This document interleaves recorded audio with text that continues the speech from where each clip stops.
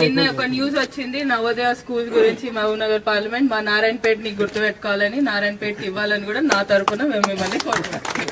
నారాయణపేటకి already Sainik school వచ్చింది, అది పోయింది, అది కూడా ఎక్కడ పోదు వాపస్ రావాలి. దానికి ఎంబడే ల్యాండ్ ఇప్పించేయి, సైనిక్ స్కూల్ వస్తుంది.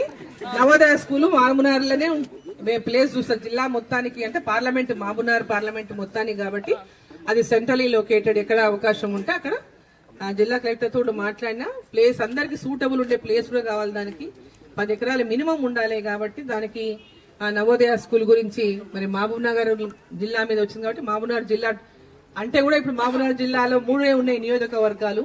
మహబూబ్నగర్ పార్లమెంటు 7 నియోజకవర్గాలు ఉన్న నియోజకవర్గాలు మహబూబ్నగర్ జిల్లా అయితే 3 ఉన్నాయి కాబట్టి ఇది పార్లమెంట్ మొత్తానికి హెడ్ క్వార్టర్ కాబట్టి మహబూబ్నగర్ పేరు మీద వచ్చింది.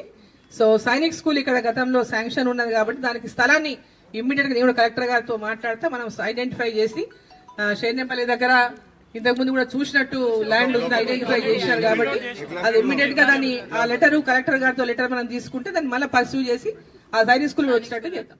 10 ఎకరాలు మినిమం ఉండాలి కాబట్టి దానికి నవోదయ స్కూల్ గురించి మరి మహబూబ్నగర్ జిల్లా మీద వచ్చింది కాబట్టి మహబూబ్నగర్ జిల్లా అంటే కూడా ఇప్పుడు మహబూబ్నగర్ జిల్లాలో 3 ఉన్నాయి నియోజకవర్గాలు.